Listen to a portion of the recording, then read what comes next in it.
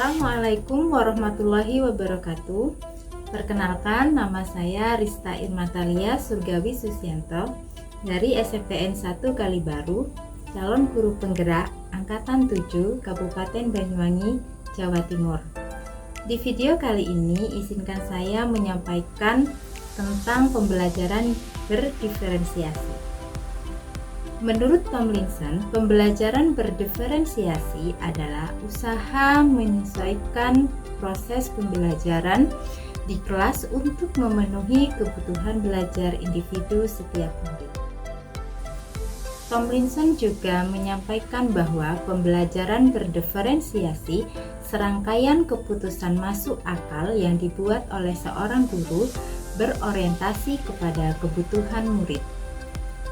Untuk memenuhi kebutuhan individu setiap murid, maka sebagai seorang guru perlu membuat beberapa keputusan yang terkait dengan yang pertama, yaitu kurikulum yang memiliki tujuan pembelajaran yang didefinisikan secara jelas. Jadi bukan hanya guru yang perlu jelas dengan tujuan pembelajaran, namun juga muridnya. Kemudian yang kedua, yaitu merespon kebutuhan belajar murid, yaitu bagaimana guru akan menyesuaikan rencana pembelajaran untuk memenuhi kebutuhan belajar murid tersebut. Misalnya, apakah ia perlu menggunakan sumber yang berbeda, cara yang berbeda, dan penugasan serta penilaian yang berbeda. Yang ketiga, yaitu menciptakan lingkungan belajar yang mengundang murid untuk belajar dan bekerja keras mencapai tujuan belajar yang tinggi. Kemudian juga memastikan setiap murid di kelasnya tahu bahwa akan selalu ada dukungan untuk mereka di sepanjang prosesnya. Yang keempat adalah manajemen kelas yang efektif, yaitu bagaimana guru menciptakan prosedur, rutinitas, metode yang digunakan dengan adanya fleksibilitas namun juga terstruktur. Sehingga walaupun murid melakukan kegiatan yang berbeda di kelas, tetap berjalan secara efektif. Selanjutnya, yang kelima adalah penilaian yang berkelanjutan, yaitu bagaimana guru menggunakan informasi yang didapatkan dan proses penilaian formatif yang telah dilakukan untuk dapat menentukan murid mana yang masih ketinggalan atau sebaliknya murid mana yang sudah lebih dulu mencapai tujuan belajar yang telah ditetapkan.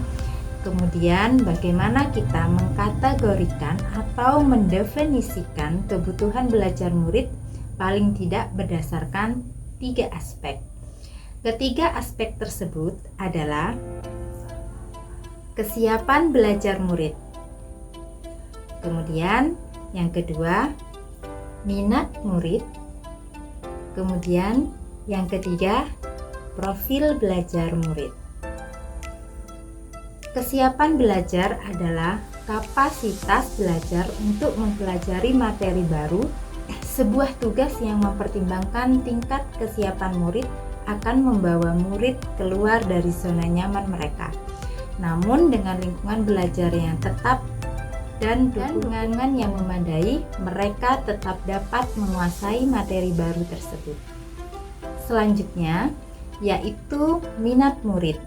Minat murid adalah salah satu motivator penting bagi murid untuk dapat terlibat aktif dalam proses pembelajaran dengan menjaga minat murid tetap tinggi dan harapkan dapat meningkatkan kinerja murid.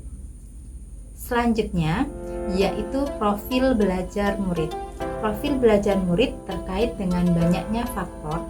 Profil belajar murid ini merupakan pendekatan yang disukai murid untuk belajar yang dipengaruhi oleh gaya berpikir, kecerdasan, budaya, latar belakang, jenis kelamin, dan lain sebagainya.